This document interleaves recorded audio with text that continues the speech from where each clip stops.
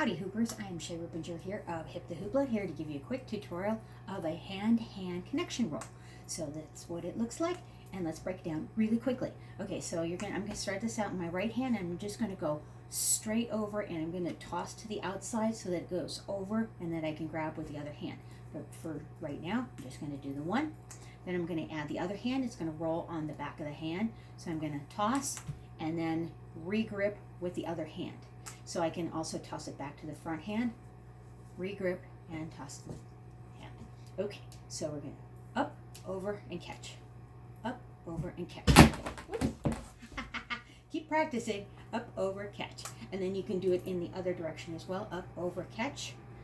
So, and you can also pass underneath with the other hand if you want.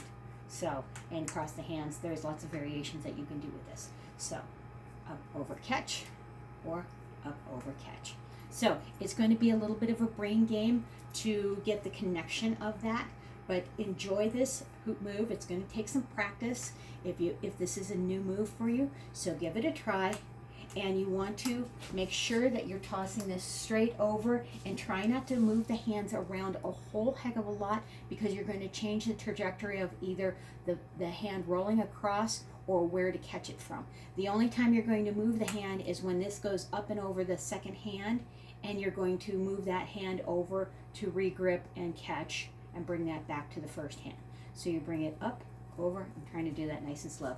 Up, over, and catch. There we go. Up, over, and catch. Okay, so hope you've enjoyed this quick tutorial. So rock on, peace out, enjoy, and practice the hand-to-hand connection roll. All right, bye.